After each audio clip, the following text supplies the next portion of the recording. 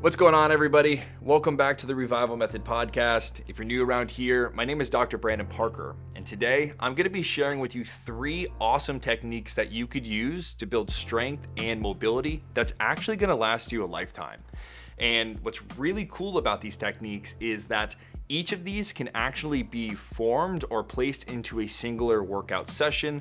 So you're effectively making your workouts 3 times better than what you're probably currently doing right now. Without further ado, let's go ahead and go into the first item on our list, which the reason why it's the first item on our list is because everyone's heard of it, everyone's done it, but a majority of people are just not doing it correctly or not getting the most results that they could get from it. And that thing being stretching. When I'm talking to my clients, when I'm talking to my patients, both of them, I'll ask them, hey, can you show me the stretches that you are doing right now and at the level of intensity that you're doing it? Most of the time, it's passive, like they kind of are just not really in the range of motion. They're kind of just letting the arm be drooped and they put it into the position that it should be in. And also, it's just not really intense. So when they eventually ask me, why am I not getting more mobile? I'm stretching all the time. I answer their question with a question. I say, well, do you think you're creating an environment that's forcing your body to adapt to a higher stimulus or stress? The answer is no. And usually that's the light bulb moment, but if I have to really drive the point home, I usually say, if you had a 2-pound weight and you decided to curl it multiple times per day for multiple weeks, do you think that you'll continue to get progress? The answer is also no, because at a certain point, the 2-pounder is no longer going to be challenging. And that's going to be the same thing for our stretching. A great way to learn how to get the most out of your stretching is to kind of get a good understanding of what makes a good stretch. In order for us to get the biggest return on our investment when it comes to stretching, is we have to put the most amount of tension on the target muscle group as we can without it being an issue, right? We got to keep it within our capabilities. So how do we increase the amount of tension we place on this area? A great way that we can do that is PNF stretching. PNF stretching will teach us how to contract certain muscle groups to get us deeper into ranges of motion. Now, the reason why this is important is the deeper you get into a range of motion, you're going to be placing more tension on a given muscle group. If I had to give an example to kind of paint a picture here is, let's say you're reaching down for the ground and you're trying to reach for your toes. By simply contracting your quads, the muscles in the front of your legs, that's going to help you fold more forward and allow you to get deeper in that stretch, thus placing more tension on those hamstrings. If you want a pro tip, what you can do is just rock those hips forward, and that anterior pelvic tilt is actually going to increase that tension as well. That is like a style of PNF stretching, kind of in a way, but I actually want to give you like a legitimate technique that we use, okay? So let's go ahead and explore the quad stretch. Everyone does it. Bring your heel to your butt, and if you haven't done it in a while, it's probably going to feel like a good stretch, but after being consistent with it, you're going to start thinking to yourself, it's really not that big of a deal. It's not that big of a stretch. How do we intensify that? You can contract your glutes, you can contract your hamstrings, which is going to bring your leg more back during the quad stretch, and that's going to intensify the stretch that you would feel in the front of the leg. That is one part of the PNF. That is the contract portion of the PNF. Now you have the option of contracting the opposite side of the joint, or you can just rest and pull a little bit deeper into that range of motion. It's up to you. But for me, I like to contract on both sides of the joint. So in this specific example, I will go from a deep quad stretch, glutes contracted, hamstrings contracted, and then I'll reverse this motion by trying to extend my knee against the hand that I'm holding it. This is going to turn on my quad and really contract in that deeper range of motion. So I feel like I'm building coordination and mobility at the same time. That is a great way to get the most out of your stretches. Now we're going to be moving on to number 2, which is my favorite personally, because when you ask people, hey, how do I build mobility? The average person's not going to say strength training.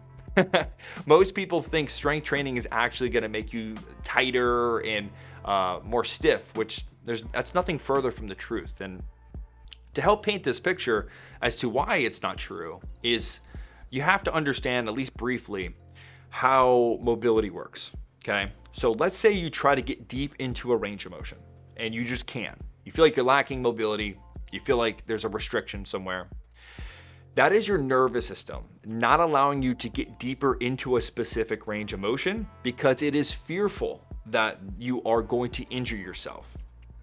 And this can be because you haven't been in that range of motion for a while, you're lacking some strength that you typically had. It can be a combination of things, but a great way that we can start to restore it and build protective strength at the same time is strength training in the same range of motion. Let's give you an example because this is all theoretical and I think hard examples will make things a little bit more clear. Think of a squat. If you were to get into the bottom of the squat, you need really good hip mobility, knee mobility, and ankle mobility, right? And I think it's fair to say a large portion of people at this point cannot get into a deep squat, at least most of my patients that I'm working with. By simply having them do a squat against resistance, maybe holding a weight, but within the range of motion that they feel comfortable with, they are already building strength immediately. And what you actually start to see is they start getting lower and lower in their squat without them needing much else. And the reason why is as you get stronger through the range of motion that you have, and as you start to push a little bit deeper into your range of motion, your nervous system is feeling like, oh, okay, you got this. You're not gonna hurt us. That's fine. So that's how strength training can play such a massive role in our ability to move and feel our best. Yeah, so that brings me to how we would pick our specific exercises so we are enhancing our mobility. The first thing that you have to consider is, does this exercise allow me to go through a full range of motion without feeling unstable or sketchy? The answer is yes, perfect. That is the first criteria. The second thing that we have to ask ourselves is, will this exercise allow me to get to a point of challenge or intensity where I feel like I'm going to solicit a change? The answer is yes, awesome. Second box checked. Now the third box is more so a personal preference. I think that if you pick a rep range of 10 to 12, give or take, it's going to allow you to use a moderate weight, and it's allow you to get enough repetitions where you're building coordination and awareness. That's going to allow you to build mobility much faster because there's a higher frequency of you pushing into that deeper range of motion. And then last but not least, we're going to be going into our final strategy of the day, and that's going to be end range training. I consider it the cherry on top, or the perfect 1-2 punch maybe of strength training. And what end range training is we are focusing on the last couple degrees of each range of motion. Because the idea is we are actually weaker in these end ranges of motion. And if we are able to strengthen them, we're going to have more access to range of motion because our body's going to feel more confident and the nervous system won't pull back some of that mobility. The example that keeps coming to mind that I think would be great to explain the importance and how you would utilize end range training is when somebody has the inability to reach above their head.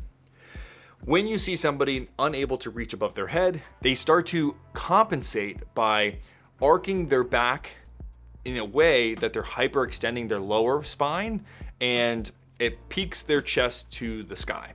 What this does is it allows you to get overhead, but not because you're regaining range of motion. You're just changing the angle and essentially making it into a chest press, but you're just arced, right? And you're above head. So how do we restore that range of motion so we are no longer overcompensating with the lower back, but we're also regaining our ability to press above head? Because if the more effectively we can press above head, everything gets better. And the answer to that is end range training. Two movements that come to mind is the shoulder lift, which you are going to be face down on the ground and you are going to lift your shoulders as high as you can from the Superman position. And what you could do is put blocks underneath it. So as you gain more and more range of motion, you're just working in the range of motion where you feel like it's like radio silence. Supersetting with a lat pullover. Both these positions, if you think about it, you are in your end ranges of either flexion or extension, so above head or behind the back, and you are demanding that shoulder girdle to stabilize in that position, thus building more mobility. This is an exact superset that I use for people with shoulder issues, and it works. So I hope you can use it too and get the range of motion you're trying to get back. Couple things to keep in mind when it comes to making the end range training approach the most effective. You want to make sure that you are training through a full range of motion. You are training with an intensity that's also going to solicit a result. And then last but not least, you can also utilize some PNF stretching within this end range training, where instead of contracting and relaxing a certain area, you can push and pull into certain ranges of motion. If you are picturing shoulder liftoffs that I talked about earlier, you can think about pushing down into the ground from the Superman position and then lifting as high as you can, and then putting a block there, pushing down to the ground, and then lifting as high as you can. That is a phenomenal way to restore your shoulder flexion. So that is 3 techniques that you can use, and I promised you that I would show you how you could put it all into a singular exercise routine, and we're gonna do that right now. So when starting off an exercise routine, especially with these 3 strategies, we are gonna start with our strength training. The reason why is because strength is most important to train when we're fresh, because it's safer and we can get more out of it. But also too, it's gonna warm up the body, so when we get into the other 2 strategies, we're going to feel our best. The 2 exercises that come to mind, and I guess we're gonna keep this simple, is let's just say we are focusing on just the lower body here. We're gonna be doing a goblet squat and a Romanian deadlift. Between these 2 movements, I would love for you to superset them. So you're gonna do the goblet squat, and then when you finish that, you immediately go into the Romanian deadlift. You're gonna complete that from anywhere between 2 to 3 sets. That's going to warm up the body. Your legs are gonna feel pretty dang good. Then we're gonna go into 2 of my favorite mobility exercises for end range training, and it's going to be our hip 90-90 and our hip car. Both of them are essentially just making sure that we have really good hip range of motion in totality, but there is a little special emphasis there for external rotation. From that position, we're going to try to explore anywhere between 10 repetitions on each of the sides that we're working on for each of those movements for, once again, 2 to 3 rounds. If the hip car is bothering you, that's okay. Just drop the knee down just a little bit and do less of a range of motion. If the hip 90-90 is bothering you, just throw a block underneath your hip. That will give you a little bit more wiggle room and allow you to complete the movement and still gain that range of motion. Then lastly, we get right into our stretches, right? The 2 things that come to mind for me is the couch stretch and the forward fold. Very basic, very standard exercise stretches, I should say, where in the couch stretch, you're going to back yourself up to a pole, couch, bench, something of the sort, and you're going to take your heel to your butt, and you're going to feel that deep stretch while you're on your knees. If you're somebody that can't get into the couch stretch, explore the quad stretch. And the idea is, once you get into this position and you want to get the most out of this stretch, you are going to squeeze your glutes and you're going to rock forward as far as you can. That's going to open up the hip flexor and quad. After you spend 30 to 60 seconds there, you're going to go immediately into your forward fold, which is going to have you focus on reaching for your toes, squeezing your quads, and then also anteriorly pelvic tilting your pelvis, just kind of like poking your butt out, if you will. That's going to allow you to dig real deep into that forward fold as well. Both of those examples, I would suggest you do a contract relax method, where you're squeezing the glutes on the couch stretch and then you relax a little bit and try to go a little bit deeper. And then for the forward fold, you're squeezing your quads, anteriorly pelvic tilting, and then after about 15 seconds, let the quads relax and you go a little bit deeper. So I know I threw a lot at you, but if you can go through this episode, take notes, I guarantee you that these 3 exercises, and these 3 techniques, I should say, are going to change your mobility forever. It's a guarantee. I've been doing this with clients please just take action on it. Now, if you have any questions, if you're on Spotify, what you can do is you can drop a little question in the Q&A section. If you haven't liked and subscribed to the show, please, for the love of God, help a brother out. It would mean the world to me. All right, I'll see you next week. Peace.